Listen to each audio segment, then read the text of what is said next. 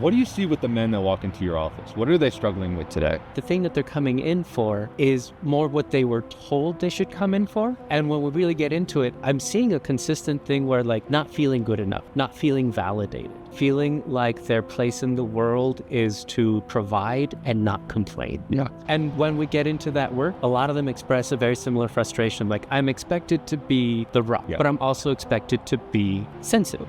And I have a hard time with this because like, yes, you are. It sucks mostly because men have spent decades being told you can be one thing. So you can be a strong provider. That's the only thing you're allowed to be. I would say interpersonal relationships and self-confidence, like self-worth, is a really big thing. And it's hard because it's hard to admit that like we all struggle with these things, but as men we're taught we have to have this guard up. So to come into counseling and be like, yo, I don't love myself to a stranger, I feel like is one of the hardest parts. We see a lot of men who have experienced trauma at some point in their life, whether that be growing up from parents, family members, strangers, things like that, growing up in the foster system. So a whole host of things. But trauma tends to be pretty pervasive with people that I worked with. A lot of the dudes that I work with just come in with not an idea in sight of how to engage in the space in a supportive way that helps their growth. It's a lot of confusion. It's a lot of distrust. I have a wide variety of concerns and also growth concerns, I guess I'll say, that men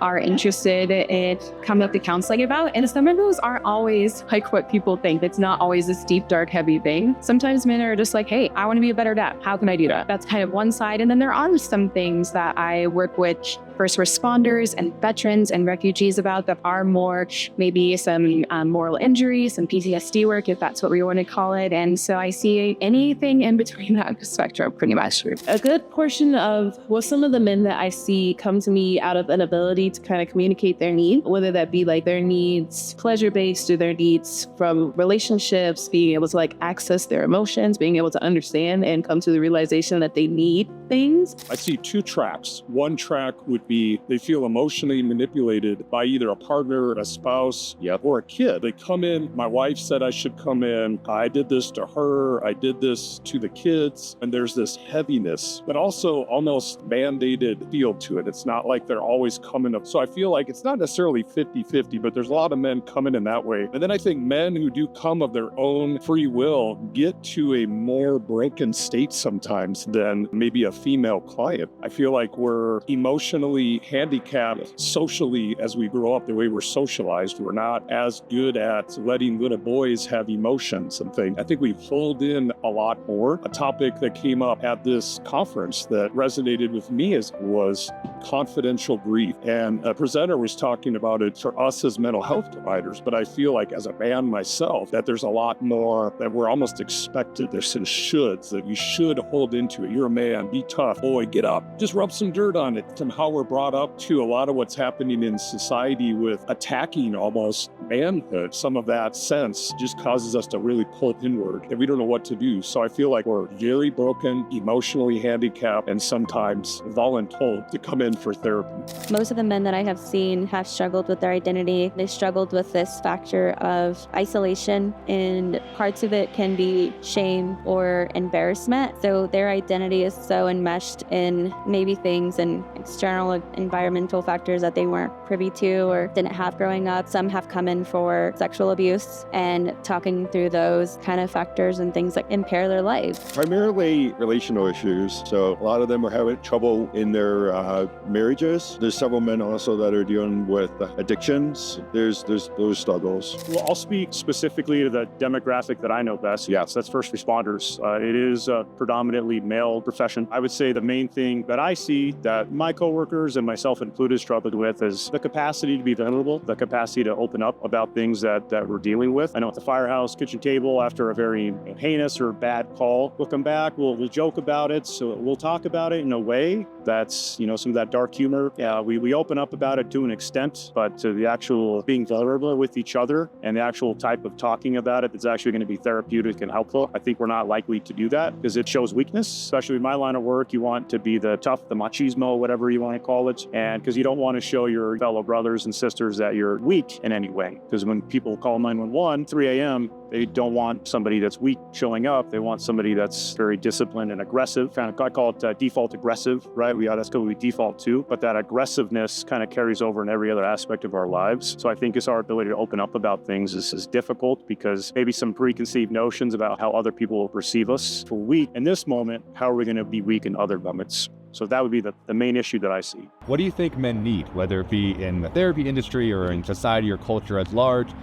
A space to be able to explore themselves in, a space to, like a safe space to be in, and a kick in the ass to get into that space. Where's that kick gonna come from? Who knows? But sometimes they just need either a gentle shove or a straight kick in the ass so that they go into the safe space. Therapy is a great place to start, but also just being open about things. As a society, we think everyone cares a lot, but in reality, we don't care enough about the important things. So starting the conversation, like asking hard questions, uncomfortable questions, questions that stimulate the mind. We're in a place today where we're able to just like be open with people and feel welcome and not judged. And we should feel that way in every component of life. But in order to do that, we have to create that space for other people. So if you want to feel worthy and loved and welcomed, like you need to do that first for everyone else. So as a man, it's hard and it's scary and there's so much rejection and fear in it. But just being like honest, open, and vulnerable and creating a space for other men, like you've done, to come forward and talk about these tough things.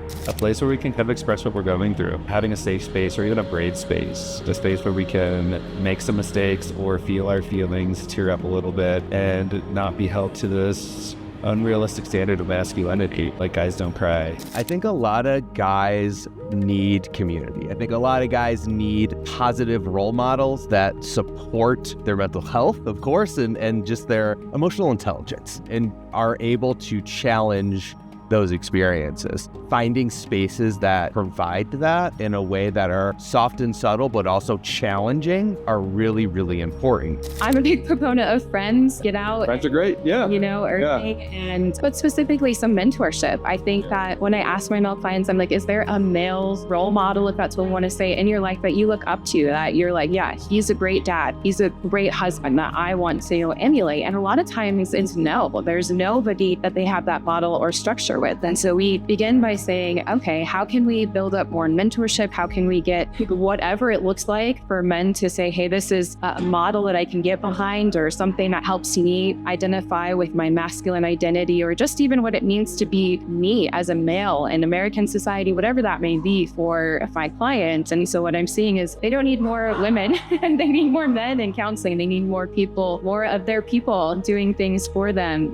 So I'm hoping to really partner and ally with more men and helping connect them and network those resources, because it's just not something I found that's easy. I think in order for all of us to heal, but for men to heal specifically, they need to focus on liberation as opposed to privilege and power grabs, and being able to release a lot of those norms that have been created by society, by the men of society, that then get perpetuated by the men of society. There's a lot of unpacking and reframing that men need to do kind of on their own before other folks will feel liberated and aiding their liberation as well. Many men often need, not always, but many need a male therapeutic presence. Yeah, that is balanced in industry of mental health. A lot of the modalities and theories are not wired in the same way that men might hear it and experience and be like, yeah, whatever. And it can increase resistance. We need to expand the traditional models. I think overall, from what I've seen with every one of my clients, they need community. Yeah. And super lonely. So lonely. They feel so isolated, so taken out. And I think they mislabel themselves as damaged, broken. I see a lot where men don't have a lot of relationships, male relationships in general. I feel like there's a need for men to find that community where they can be around other men and be real with them. In my opinion, to see real cultural change. So I just think not just opening up about the things they're struggling with, but some of the specific interventions that they're using to help them with that. Because someone's going to see them talk about it and say, that might work for me.